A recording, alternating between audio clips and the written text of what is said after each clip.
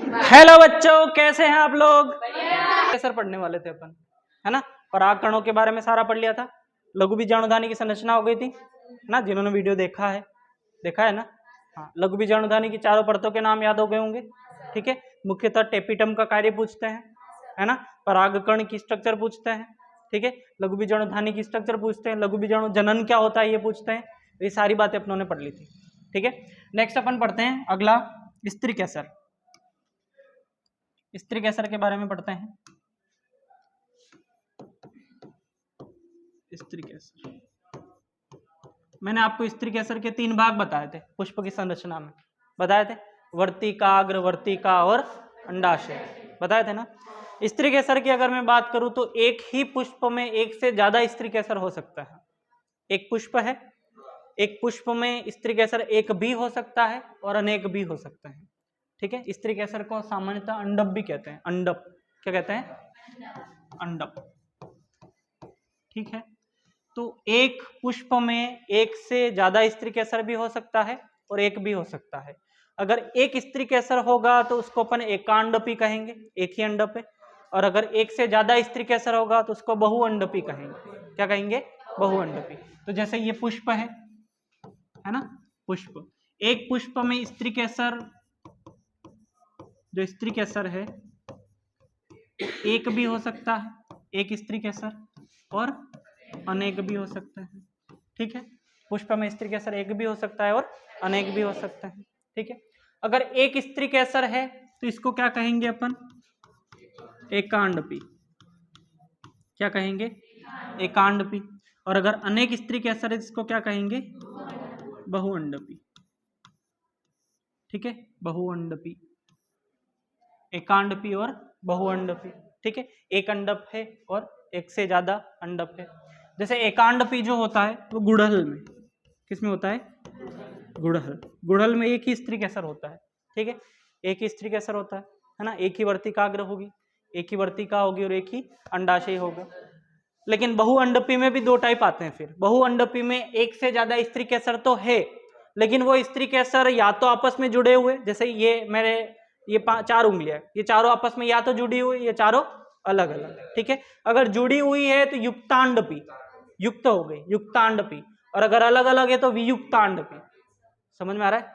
अगर जुड़ी हुई स्त्री कैसर, अंडप जुड़े हुए तो युक्तांडपी, और अगर अंडप अलग अलग तो क्या? वियुक्तांडपी। तो बहुअंडपी में 2 टाइप, फिर कौन कौन से? युक्तांडपी, युक्तांडपी और वियुक्तांडपी। युक्तांडपी पाए जाते हैं अफीम में। किसमें पाए जाते हैं? अफीम। अफीम में अलग अलग खांचे होते हैं, अलग अलग स्त्री कैसर के, देखे होंगे। अलग अलग खांचे होते हैं, अलग अलग स्त्री कैसर होते हैं। वर्तिकाग्र अलग अलग होती है, वर्तिका भी अलग अलग होती है। तो अलग अलग स्त्री कैसर, मतलब सारे स्त्री कैसर आपस में जुड़ जाएंगे। अलग अलग बहुत सारे स्त्री कैसर है ना, सारे आपस में क्या जुड़े हुए, सारे खांचे आपस में जुड़े हुए होते हैं। तो ये क्या हो जाएगा? युक्तांडपी, है ना। और एक होता है माइचेलिया। क्या? माइचेलिया। माइचेलिया वियुक्तांडपी होता है। कैसा होता है? वियुक्तांडपी। इसमें एक से ज्यादा अंडप तो होते हैं लेकिन अलग अलग, जैसे वो केले का पूरा होता है ना, वो केले लगे रहते हैं उस पे अलग अलग। आपकी बुक में एक फोटो दे रखा है, वैसा ही फोटो है ना, जैसे अलग अलग केले लगे, वो अलग अलग स्त्री के सर, अलग अलग अंडप है। क्या नाम है उसका? माइचेलिया। समझ में आ रहा है? तो एक पुष्प में स्त्री कैसर एक भी हो सकता है और अनेक भी हो सकते हैं। अगर एक स्त्री कैसर होगा तो क्या कहेंगे उसको? एकांडपी। एग्जाम्पल गुड़हल। अगर अनेक स्त्री कैसर होंगे तो क्या कहेंगे? बहुअंडपी। और बहुअंडपी में अगर स्त्री कैसर जुड़े हुए हैं तो युक्तांडपी, बहुअंडपी, और वियुक्तांडपी, बहुअंडपी। युक्तांडपी बहुअंडपी में कौन आ जाएगा? अफीम। और वियुक्तांडपी बहुअंडपी में कौन आ जाएगा? माइचेलिया। क्या इतनी बातें क्लियर? अरे बोलो। हाँ, तो एक स्त्री कैसर में, एक पुष्प में एक स्त्री कैसर भी हो सकता है और अनेक भी हो सकते हैं। अगर आगे मैं बात करूं स्त्री कैसर की, स्त्री कैसर कुछ ऐसा होता है, हे प्रभु, हाँ, स्त्री कैसर कुछ ऐसा होगा, जैसे ये ऊपरी वाला जो भाग होगा उसको क्या कहेंगे अपन? वर्तिकाग्र। नीचे जो फूला हुआ भाग क्या? अंडाशय। और बीच में जो डंठल जैसी संरचना है वो क्या हो जाएगी? वर्तिका। क्या हो जाएगी? वर्तिका। तो ये क्या? वर्तिकाग्र। है ना, ये क्या वर्तिका और ये क्या अंडाशय। ठीक है, वर्तिकाग्र, वर्तिका और अंडाशय, ये स्त्री केसर के 3 भाग होते हैं। कितने भाग? 3 भाग। ये जो वर्तिकाग्र होता है, वर्तिकाग्र, ये वर्तिकाग्र पराग कणों के अवतरण मंच का कार्य करता है। मतलब पराग कण अपनों ने पढ़े है ना, पराग कण होंगे, पराग कण लघु बीजाणुधानी में परिपक्व होंगे। ठीक है, लघु बीजाणुधानी में परिपक्व होने के बाद में मैंने बताया था आपको कि जो एंडोथीशियम होती है उसमें अल्फा सेल्यूलोज की पट्टिकाएं पाई जाती है। तो वो अल्फा सेल्यूलोज की पट्टिकाएं आर्द्रता ग्रहण करेगी। क्या करेगी? आर्द्रता ग्रहण। वायु में जो नमी होती है ना, हवा में नमी, वो आर्द्रता ग्रहण करके फूल जाएगी, फूल के फटेगी। क्या होगी? फटेगी। तो फिर पराग स्फुटन होगा, परागकण मुक्त होंगे, और जैसे परागकण मुक्त होंगे किसी न किसी माध्यम से या किसी अन्य प्रक्रिया से इस वर्तिकाग्र तक आके यहाँ तक पहुंचेंगे। यहाँ पर क्या आएंगे? परागकण आएंगे। परागकण यहाँ पर आकर अंकुरित होंगे, जैसे बीज अंकुरित होता है, अंकुरित होकर यहाँ से पराग नली बनाएंगे। वहां पे परागकण में एक जनन छिद्र भी पाया जाता है, और देखा था आप लोगों ने, वहां उस जनन छिद्र से परागकण अंकुरित होंगे और पराग नली बनाएंगे और यहाँ अंदर आएंगे। यहाँ अंदर बीजांड पाया जाता है। क्या पाया जाता है? बीजांड। ये अंडाशय की ये जो गुहा है ना, ये गुहा, केविटी, खाली जगह, इसको गर्भाशयी गुहा कहते हैं। क्या कहते हैं? गर्भाशयी गुहा। अंडाशय के अंदर की जो खाली जगह है ना, केविटी, इसको क्या कहते हैं? गर्भाशयी गुहा। इस गर्भाशयी गुहा में बीजांड उत्पन्न होता है। क्या उत्पन्न होता है? बीजांड। तो ये जो अंडाशय होता है, इससे एक प्लेसेंटा निकलेगी, अपरा निकलेगी। क्या निकलेगी? अपरा। और अपरा से एक गुरु बीजाणुधानी बनेगी। क्या बनेगी? गुरु बीजाणुधानी। और गुरु बीजाणुधानी को बीजांड कहता है। क्या कहते हैं? बीजांड। तो यहां से बनेगी क्या? अपरा। क्या बनेगी? यहां से ऐसे बनेगी अपरा। ये प्लेसेंटा है। क्या है ये? अपरा। ठीक है, अपरा। और यहां रहता है ऐसे एक बीजांड, ये अंदर भ्रूणकोश, भ्रूणकोश के चारों ओर ऐसे बीजांडकाई, बीजांडकाई के ऐसे अध्यारोपण होते हैं, अध्यावरण होते हैं, ये अध्यावरण, और ये अध्यावरण ऐसे ऐसे जुड़े रहते हैं। सारी बात समझ में? हाँ।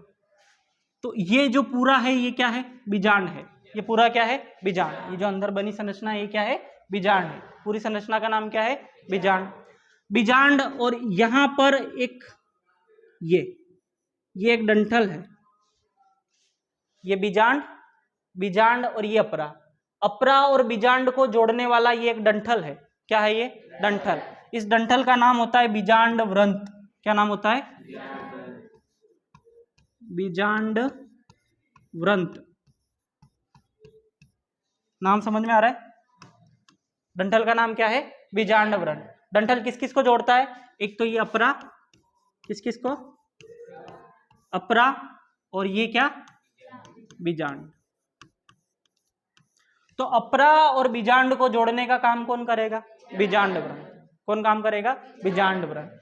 तो बीजांड और अपरा के बीच में एक डंठल पाया जाता है, जिसका नाम क्या है? बीजांड व्रंत। व्रंत।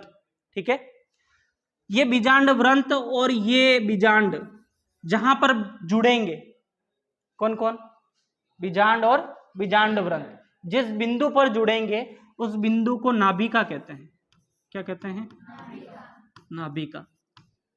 हाइलम, नाभिका। जैसे अपनों में भी होता है, अपनों में जो माता का गर्भाशय होता है, मानव में गर्भाशय से उत्पन्न होती है अपरा। ठीक से, ठीक है, अपरा से जुड़ी रहती है अम्बिलिकल कॉर्ड। ठीक है, और अम्बिलिकल कॉर्ड जो होती है, अम्बिलिकल कॉर्ड बच्चे की नाभि से जुड़ी रहती है। ठीक है, नाभिका, ये जो नाभि होती है ना, इस नाभि से जुड़ी रहती है। इस नाभि के द्वारा उस अपरा से जो भी पोषण आता है वो अपरा से आता है ना। माँ के जो ब्लड में जो भी पोषण होता है वो अपरा में आएगा। अपरा में वहां पे फिल्ट्रेशन होता है ना, मानव की बात कर रहा हूँ। ठीक है, क्या होता है? फिल्ट्रेशन, कोई गलत चीज ना आ जाए, सही चीजें आती है। ठीक है, तो फिल्ट्रेशन होगा, और फिल्ट्रेशन होकर फिर वो सारी चीजें पहुंचेगी अम्बिलिकल कॉर्ड के पास में, और अम्बिलिकल कॉर्ड से होती हुई नाभिका से होती हुई कहाँ तक जाएगी? बच्चे के ब्लड में जाएगी, और बच्चे के ब्लड को क्या मिलेगा? पोषण मिलेगा। सेम सिस्टम देखो, ये अपरा है ना, यहाँ पर अम्बिलिकल कॉर्ड की जगह कौन है? बीजांड व्रंत। ठीक है, तो अपरा, अपरा से जुड़ा क्या? बीजांड व्रंत। ये बीजांड व्रंत अपरा और बीजांड को जोड़ने का काम कर रहा है, और जहां पर बीजांड और बीजांड व्रंत जुड़े हुए हैं उस एरिया को क्या बोलते हैं? उस क्षेत्र को क्या बोलते हैं? नाभिका बोलते हैं। संधि बिंदु है ये, किस किस का? बीजांड और बीजांड व्रंत का। आ रही बात समझ में?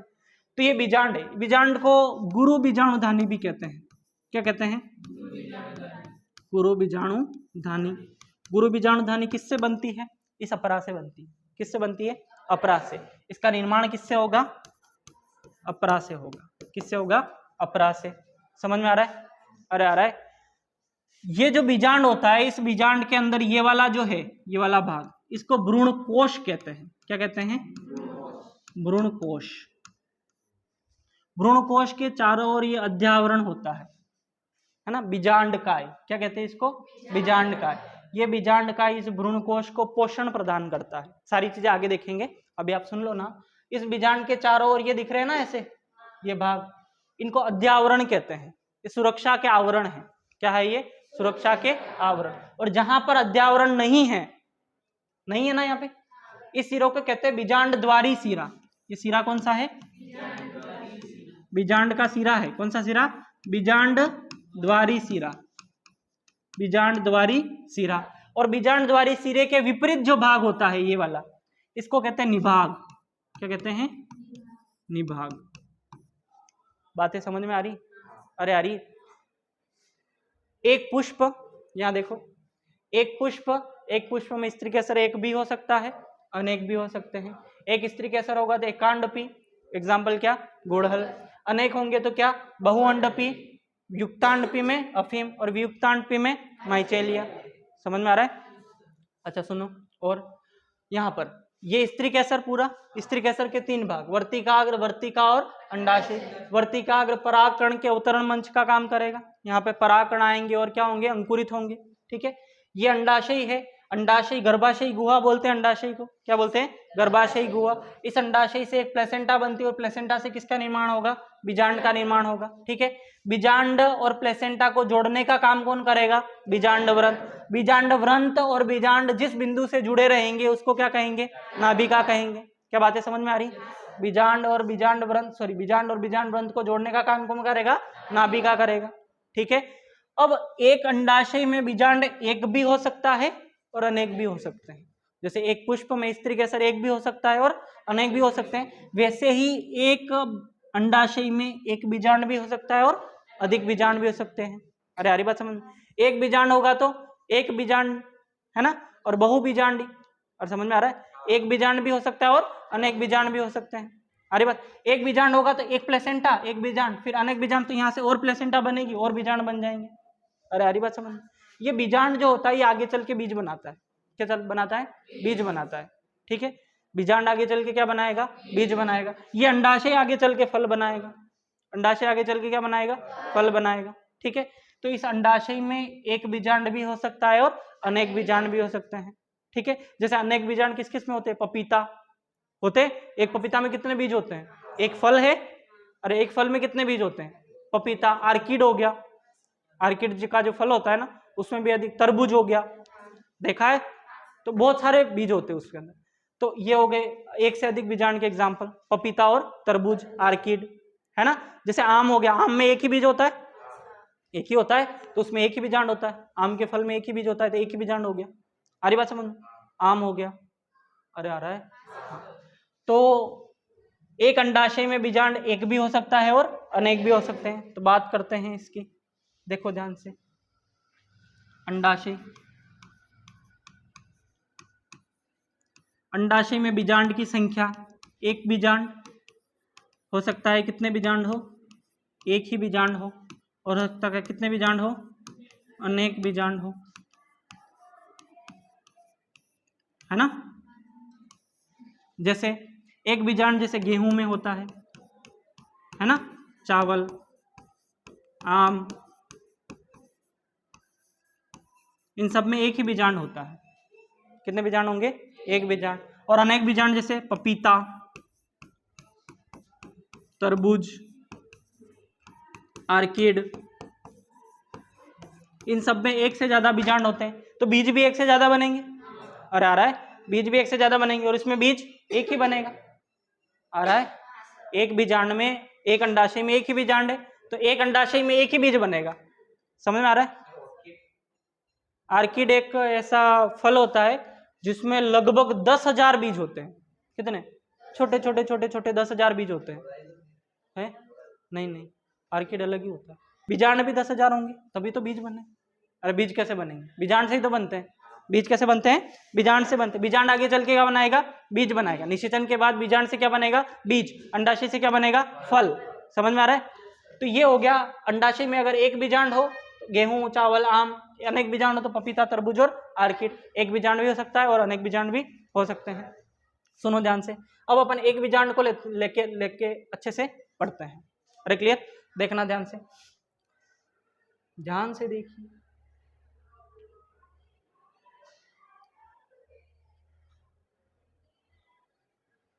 अरे चलो देखना ध्यान से। ये बीजांड के अंदर ऐसा भ्रूणकोश होता है। अच्छा, भ्रूणकोश के अंदर भी बहुत सारी चीजें होती है, मैं आपको बताऊंगा। ठीक है, धीरे धीरे पढ़ेंगे अपन। भ्रूणकोश के चारों ओर एक आवरण होता है, इसको कहते हैं बीजांडकाई। क्या कहते हैं? बीजांडकाई। ऐसे अध्यावरण से घिरा रहता है। किससे घिरा रहता है? एक या दो अध्यावरण होते हैं, ये ऐसे, और ये ऐसे। यहाँ से ये आ जाएगी क्या? नाभिका। नाभिका के आगे क्या आ जाएगा? ये बीजांड व्रंत। और बीजांड व्रंत किससे जुड़ जाएगा? प्लेसेंटा से। और ये अंडाशय की परत आ गई। समझ में आ रहा है? हाँ। ये जो सिरा होता है जहां पर ये अध्यावरण नहीं होते, इसको क्या कहते हैं? बीजांड द्वारी सिरा। क्या कहते हैं? बीजांड द्वारी सिरा। जो पराग नली आएगी बनके, जैसे ही वर्तिकाग्र पर परागकण अंकुरित होगा, पराग नली बनेगी। पराग नली आएगी बनके तो वो यहीं से प्रवेश करती है। कहाँ से प्रवेश करेगी? बीजांड द्वारी सिरे से। ठीक है, ये जगह है उसके आने की, यहाँ से आएगी पराग नली। अरे बात समझ में? आपको बताया, मैंने बताया था परागकण में तो 60% परागकण दो कोशिकीय अवस्था में जड़ते हैं, है ना। एक काई कोशिका होती है, एक कोशिका जनक कोशिका, है ना। और बाद में आकर जो जनन कोशिका होती है वो दो नरयुग्मक बनाती है ना। तो कितनी कोशिकीय अवस्था हो जाएगी? 3 कोशिकीय अवस्था। वो दो नरयुग्मक यहाँ पे आएंगे और यहाँ पर कुछ कोशिकाएं होगी, यहाँ अंड कोशिकाएं होगी, यहाँ पे द्वितीय द्विगुणित केंद्रक होगा, उससे संलयित होगी और कुछ निर्माण होगा। वो सारी बातें अपन आगे करने वाले हैं। ठीक है, अभी स्ट्रक्चर पर लेते हैं। तो ये कौन सा सिरा है? बीजांड द्वारी सिरा। और ये वाला जो सिरा होता है इसको कहते हैं निभाग। कौन सा सिरा? निभागी सिरा। बीजांड द्वारी सिरे के विपरीत जो सिरा होता है उसको कौन सा सिरा कहेंगे? निभागी सिरा। बातें समझ में आ रही? निभागी सिरा। और देखो, निभागी सिरा, ये जो इसके चारों ओर ये जो आवरण है इसको कहते हैं बीजांडकाई। क्या कहते हैं? बीजांडकाई। बीजांडकाई। ठीक है, ये बीजांडकाई इस बीजांड को पोषण प्रदान करता है। ठीक है, इस भ्रूणकोश को क्या देता है? ये पोषण देता है। ये भ्रूणकोश जब परिपक्व हो रहा होगा, इसमें गुरु बीजाणु जनन हो रहा होगा, तब ये क्या देगा? इसको पोषण देगा। अरे बात समझ? ये इसको बीजांडकाई इसको क्या देगा? पोषण देगा। कुछ बीजों में ऐसा होता है कि सारा पोषण ले लेते हैं, बीजांडकाई पूरा खत्म हो जाता है, और कुछ बीजों में बीजांडकाई बच जाता है। ठीक है, जब बीजांडकाई बच जाता है उसको परिभ्रूणपोष कहते हैं। क्या कहते हैं? परिभ्रूणपोष। ऐसे बीज जिनमें बीजांडकाई बच जाएगा उनको क्या कहेंगे? परिभ्रूणपोष। जैसे काली मिर्च, काली मिर्च में बीजांडकाई बच जाता है। और चुकंदर, चुकंदर लाल लाल होता है, हाँ वो लाल लाल, उसमें भी बीजांडकाई बच जाता है, उसमें परिभ्रूणपोष पाया जाता है। क्या पाया जाता है? परिभ्रूणपोष। एक और भ्रूणपोष होता है। भ्रूणपोष भ्रूण को पोषण देगा, और परिभ्रूणपोष, ये परिभ्रूणपोष, भ्रूणपोष यहाँ बनेगा। आगे पढ़ेंगे अपन। ठीक है, कंफ्यूज नहीं होना। अच्छा, ये समझ में आ रहा है? ये बीजांड द्वारी सिरा, ये बीजांडकाई, और ये कौन सा सिरा? निभागी सिरा। ठीक है, ये निभागी सिरा, बीजांडकाई। और ये जो दो ऐसे ऐसे है ये, ठीक है, इनको कहते हैं अध्यावरण। क्या कहते हैं? अध्यावरण। ठीक है, ये क्या है? अध्यावरण है। इन सबके अंदर ये पाया जाता है भ्रूणकोश। क्या पाया जाता है? ये भ्रूणकोश। समझ में आ रहा है? ये क्या हो जाएगा? भ्रूणकोश हो जाएगा। अरे क्लियर? क्या ये बातें क्लियर है आपको? अरे बोलो।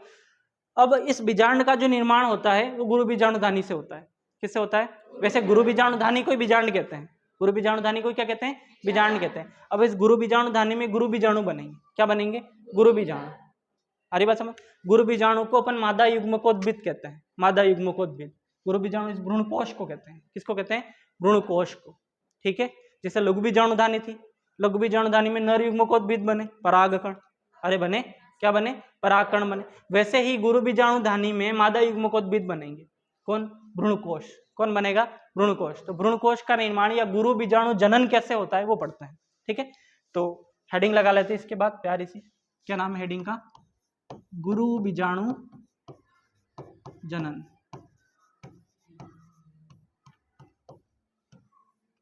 ठीक है, आपको पता है प्लेसेंटा से बीजांड का निर्माण होता है।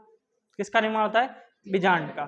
तो ये जो बीजांड होता है, इस बीजांड में बीजांड गुरु बीजाणु मात्र कोशिकाएं पाई जाती है। कौन सी कोशिकाएं? गुरु बीजाणु मात्र कोशिका। जैसे ये एक कोशिका है, ये एक कोशिका है, ऐसे ऐसे बहुत सारी कितनी क्या कौन सी कोशिकाएं पाई जाती है? गुरु बीजाणु मात्र कोशिका।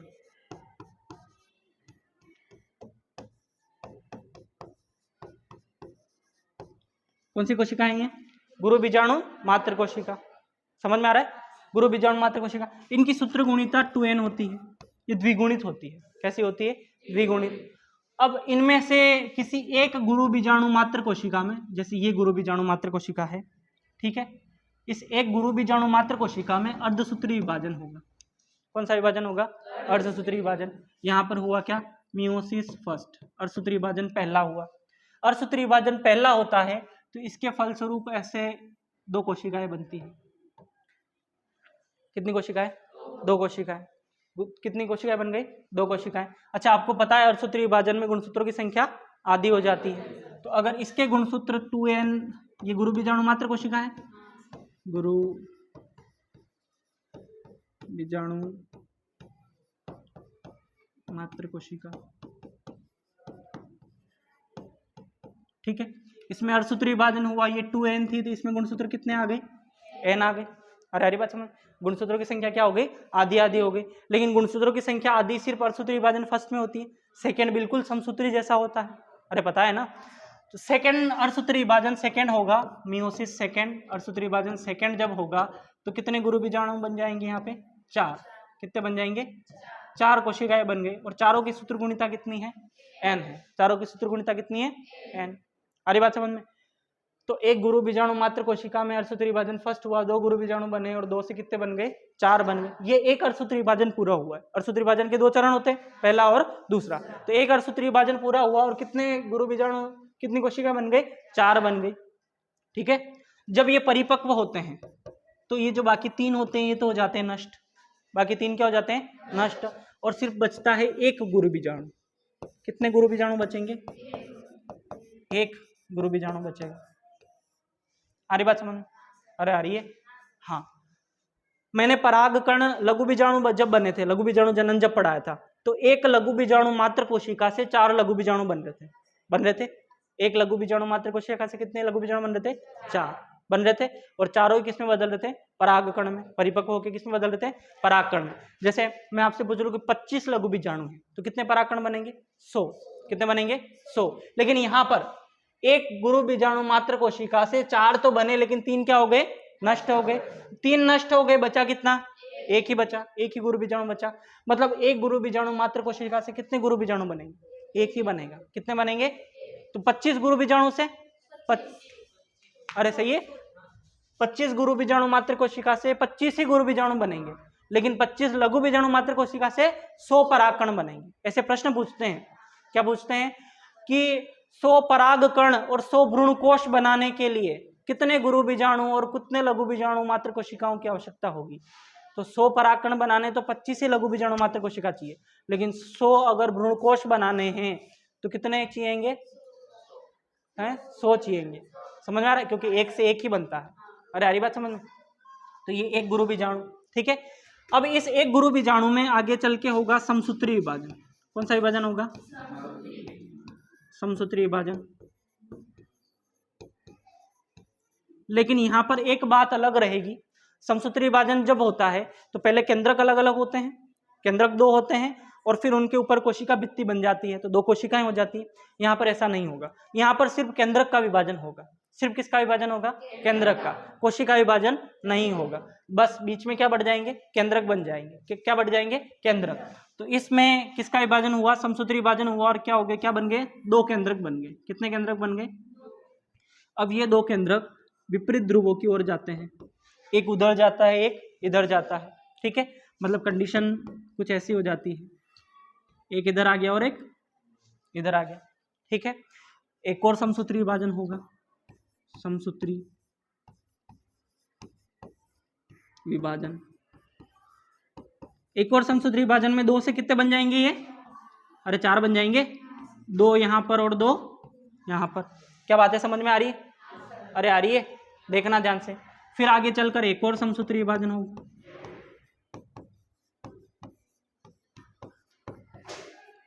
एक और समसूत्री विभाजन में 4 से कितने बनेंगे? 8 बनेंगे। कितने बनेंगे? 8। देखना ध्यान से, 1 2 3 4, 1 2 3 4। अरे अरे बात समझ, कितने बन गए? 4 से 8 बन गए। 2 से 4 उधर, 2 से 4 इधर, टोटल कितने हो गए? 8 हो गए। अब ये 2 केंद्रक वापस आते हैं ध्रुव की ओर, अंदर। वापस कहाँ आते हैं? अंदर आते हैं। ठीक है, मतलब फाइनली कुछ ऐसी स्ट्रक्चर हो जाती है। एक कोशिका यहाँ, रुको रुको रुको, एक केंद्रक यहाँ, एक केंद्रक यहाँ, एक केंद्रक यहाँ, एक केंद्रक यहाँ, एक केंद्रक यहाँ, एक केंद्रक, एक केंद्रक और एक केंद्रक, ऐसे हो जाता है। अरे बात समझ? अरे क्लियर? और उसके बाद में जब ये सारा विभाजन कंप्लीट हो जाता है, फिर इसमें बनती कोशिका भित्ति। मतलब कोशिका विभाजन अब होगा। पहले किसका विभाजन हुआ? केंद्रक का। किसका विभाजन हुआ? केंद्रक का। अब इसमें पड़ेगी कोशिका भित्ति की नींव। तो एक कोशिका ऐसे, एक कोशिका ऐसे, एक कोशिका ऐसे। एक कोशिका में कितने केंद्रक? 2 केंद्रक। कितने केंद्रक? 2 केंद्रक। ये एक कोशिका, ये एक कोशिका और ये एक कोशिका। अरे ठीक है, टोटल कोशिकाएं कितनी? 7। केंद्रक कितने? 8। अरे अरे बात, इसको कहते हैं भ्रूण कोश। क्या कहते हैं इसको? भ्रूण कोश। भ्रूण कोश, समझ में आ रहा है? तो भ्रूण कोश जो होगा वो 7 कोशिकी और 8 केंद्रकी होगा। 7 कोशिकी और 8 केंद्रकी। और समझ में आ रहा है कैसा होता है ये? 7 कोशिकी और 8 केंद्रकी। और समझ में आ रहा है? आ रहा है पक्का? अब देखना, इस भ्रूणकोश के चारों ओर क्या पाया जाता है? बीजांडकाय। क्या पाया जाता है? बीजांडकाय। और इस बीजांडकाय के चारों ओर ऐसे अध्यावरण होते हैं। क्या होते हैं? अध्यावरण होते हैं। ठीक है, ये अध्यावरण ऐसे जाकर ये बीजांड, ये नाभिका, यहाँ से क्या शुरू हो गया? बीजांड व्रंथ। और बीजांड व्रंथ किससे जुड़ा? प्लेसेंटा से। समझ में आ रहा है? अपरा से जुड़ा। अरे क्लियर? ये सिरा कौन सा? बीजांड द्वारी सिरा। अरे सही है। ये सिरा कौन सा? निभागी सिरा। कौन सा सिरा? निभागी सिरा। ये अंदर भ्रूणकोश कुछ ऐसा होता है। ठीक है, तो एक बीजांड से ये भ्रूणकोश का जो निर्माण हुआ, कितने बीजांड से हुआ है? एक गुरु बीजाणु से हुआ है। कितने बीजाणु से? एक अकेले गुरु बीजाणु से एक पूरा भ्रूणकोश बनने की प्रक्रिया को एक बीजाणुज विकास कहा जाता है। क्या कहा जाता है? एक बीजाणुज विकास, है ना? जैसे वहां पर परागकण जो बनते हैं, परागकण में 4 लघु बीजाणु होते हैं और 4 परागकण बनते हैं। एक गुरु बीजाणु, एक लघु बीजाणु मात्र कोशिका से 4 लघु बीजाणु बनते हैं और चारों ही परिपक्व होकर परागकण बनाते हैं। लेकिन यहाँ पर गुरु बीजाणु 4 तो बने थे, लेकिन 3 क्या हो गए? नष्ट हो गए। 3 नष्ट हो गए और एक अकेले गुरु बीजाणु से बीजांड का निर्माण हुआ है। अरे हुआ है, एक अकेले गुरु बीजाणु से आगे चल के पूरा क्या बन गया? बीजांड बन गया या भ्रूणकोश बन गया, ऐसा मैं कहूँ। क्या बन गया? भ्रूणकोश। तो एक अकेले गुरु बीजाणु से भ्रूणकोश के बनने की जो प्रक्रिया है, इसको क्या कहते हैं? एक बीजाणुज विकास कहते हैं। क्या कहते हैं? एक बीजाणुज विकास। ऐसी परिभाषा आपको बुक में मिल जाएगी, वहां से पढ़ लेना। क्या परिभाषा है? कि एक अकेले गुरु बीजाणु से एक भ्रूणकोश बनने की प्रक्रिया को क्या कहते हैं? एक बीजाणुज विकास कहते हैं। क्या बातें समझ में आ रही? अरे आ रही? अच्छा सुनो, यहाँ पे देखना, ये बन गया अपना पूरा क्या? बीजांड। क्या बन गया? ये बीजांड। और बीजांड के अंदर ये क्या? भ्रूणकोश। क्या है ये? भ्रूणकोश। और सुनो, देखना ध्यान से, देखना,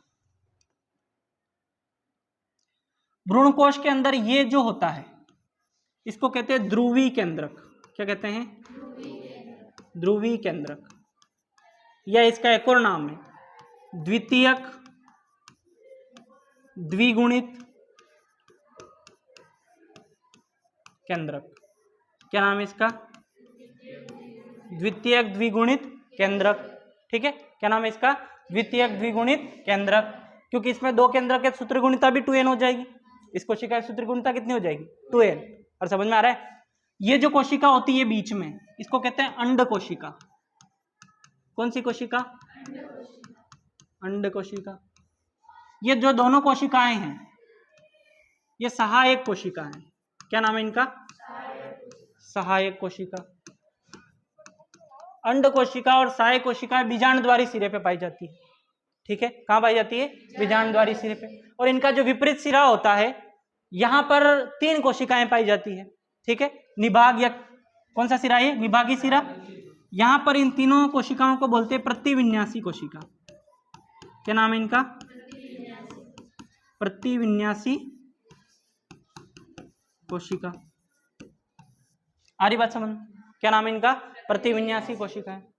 ठीक है, तो ये पीले कलर वाला ये भ्रूण कोश। क्या है ये? भ्रूण कोश। इस भ्रूण कोश को पोषण कौन देगा? बीजांडकाई। कौन देगा? बीजांडकाई। बीजांडकाई के चारों ओर क्या है? ये अध्यावरण। क्या है ये? कहाँ पर अध्यावरण नहीं है? बीजांडद्वारी सिरे पर। कहाँ पर नहीं है? बीजांडद्वारी सिरे पर। क्या बातें समझ में आ रही? अरे आ रही है। अच्छा सुनो, जब भी पराग नली बनेगी, आपको पता है जनन कोशिकाएं 2 नरयुग्मक बनाती है। कितना नरयुग्मक? 2 नरयुग्मक। परागकण की स्ट्रक्चर पड़ी थी।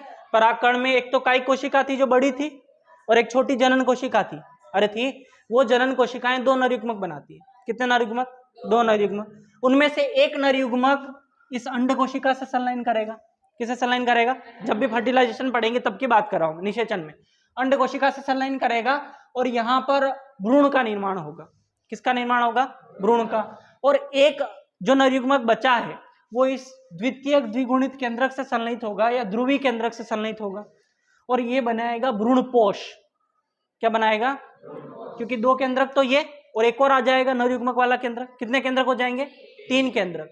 तो त्रिगुणित भ्रूणपोष बनाएगा। अरे 3n हो जाएगा। 3 केंद्रक हो गए तो गुणसूत्रक संख्या 3n हो जाएगी। अरे सही है, तो 3n त्रिगुणित भ्रूणपोष बनाएगा। भ्रूणपोष, ये भ्रूणपोष इस भ्रूण को पोषण प्रदान करेगा। समझ में आ रहा है? ये भ्रूणपोष इस भ्रूण को क्या प्रदान करेगा? पोषण प्रदान करेगा। ये भ्रूणपोष इस भ्रूण को क्या करेगा? पोषण प्रदान करेगा। पहले बहुत ज्यादा संख्या में ये भ्रूणपोष बन जाएगा। अरे बात समझ में? बहुत ज्यादा संख्या में क्या बन जाएगा? भ्रूणपोष। फिर ये भ्रूण धीरे धीरे भ्रूणपोष को खाता रहेगा और बड़ा होता रहेगा। धीरे धीरे खाता रहेगा और बड़ा होता रहेगा। समझ में आ रहा है? अरे आ रहा है? आ रहा है ना? हाँ, ये भ्रूण धीरे धीरे खाता रहेगा, बड़ा होता रहेगा, भ्रूण का विकास चलेगा, फिर भ्रूणपोष खत्म हो जाएगा। ऐसे बीज जिनमें भ्रूणकोश बिल्कुल खत्म हो जाएगा उनको कहेंगे अभ्रूणपोषी। क्या कहेंगे? अभ्रूणपोषी। जैसे डाइकोट होते हैं, द्विबीजपत्री। और ऐसे बीज जिनमें भ्रूणपोष बच जाएगा, थोड़ा भी बच जाएगा, शेष रह जाएगा, भ्रूण ने सारा उपयोग नहीं किया, सारा नहीं खाया, थोड़ा बच गया, उनको कहेंगे भ्रूणपोषी बीज। समझ में आ रहा है? कौन से बीज कहेंगे? भ्रूणपोषी। तो ये सारे आगे की कहानी। उससे पहले अपने को परागण पढ़ना है। क्या पढ़ना है? परागण। क्या ये कहानी समझ में आई? अरे बोलो, कहाँ पे किसके कैसे नाम है, इसका विकास कैसे होता है, क्या सारी बातें क्लियर है? अरे बोलो, एक बीजाणु विकास क्या होता है, गुरु बीजाणु जनन कैसे होता है? गुरु बीजाणु जनन में एक गुरु बीजाणु बनने में एक गुरु बीजाणु 3 तो नष्ट हो गए। 3 क्या हो गए? नष्ट। और ये पूरा एक अर्धसूत्री विभाजन हुआ। जब पूरा एक भ्रूणकोश बना, क्या बना? जैसे ये एक पूरा भ्रूणकोश बना यहाँ के, अरे बन गया। तो इसमें एक तो अर्धसूत्री विभाजन हुआ, 1, 2 और 3 क्या हुए? समसूत्री विभाजन हुए। तो एक परिपक्व भ्रूणकोश बनाने में एक अर्धसूत्री विभाजन और 3 क्या होते हैं? समसूत्री विभाजन होते हैं। एक अर्धसूत्री विभाजन, 3 समसूत्री विभाजन। क्या बातें समझ में आ रही? जो परिपक्व भ्रूणकोश होता है इसी को मादा युग्मकोद्भिद कहते हैं। क्या कहते हैं? मादा युग्मकोद्भिद। समझ में आ रहा है? मादा युग्मकोद्भिद किसको कहेंगे? भ्रूणकोश को। अरे अरे बात समझ में? बीजांड, ये बीजांड क्या है? ये पूरा बीजांड है। पूरा क्या है? बीजांड। एक बीजांड में एक ही भ्रूणकोश पाया जाता है, हमेशा ध्यान रखना। एक बीजांड में एक ही भ्रूणकोश पाया जाएगा, ऐसा नहीं कि एक बीजांड में एक से ज्यादा भ्रूणकोश होंगे, है ना? एक पुष्प में एक से ज्यादा स्त्री केसर हो सकते हैं, पढ़े अपनों ने? अरे पढ़े, एकांडपी बहुंडपी पढ़ा है अपनों ने। एक अंडप में, एक जायांग में एक से ज्यादा बीजांड हो सकते हैं। अरे बात समझ में? एक जायांग में एक से ज्यादा बीजांड भी पॉसिबल है, हो सकते हैं, लेकिन एक बीजांड में एक ही भ्रूणकोश होता है, एक से ज्यादा भ्रूणकोश नहीं होते हैं। समझ में आ रहा है? एक बीजांड में एक ही भ्रूणकोश पाया जाता है तो भ्रूण भी एक ही बनेगा, एक बीज में एक ही भ्रूण बनेगा। आ रही बात समझ में? भ्रूण देखा होगा आपने, जैसे चने को ऐसे छीलते हैं, उसमें ऐसे ऐसे आता है, देखना ऐसे ही, अरे आता है ना ऐसे, ये वाला, इसको भ्रूण कहते हैं। क्या कहते हैं इसको? भ्रूण। और ये क्या है? बीज पत्र है। क्या है ये? इन बीज पत्रों के आधार पे बीज को दो भागों में बांट दे, एक बीजपत्री और द्विबीजपत्री, जिसमें ये एक ही होगा, एक बीजपत्री, दोनों होंगे दो द्विबीजपत्री। समझ में आ रहा है? अरे आ रहा है? ये बीज है। बीज कहाँ बनेगा? ये अंडाशय में। अरे आ रही बात समझ? अंडाशय आगे चल के फल बनाएगा। क्या बनाएगा? फल। ठीक है, अंडाशय की भित्तियां फल भित्ति में बदल जाएगी। ठीक है, किसमें बदल जाएगी? फल भित्ति में। आ रही बात समझ में? हाँ, नारियल में भी आपने देखा होगा छोटा सा भ्रूण निकलता है, बीज निकलता है, सारी चीजें होती है। अरे क्लियर? ये चीजें क्लियर है? क्या ये समझ में आया? अच्छा, ये क्लियर है आपको? इस तरीके से थोड़ा बहुत समझ में आया? ये कैसे बनता है वो समझ में आया? अरे बोलो।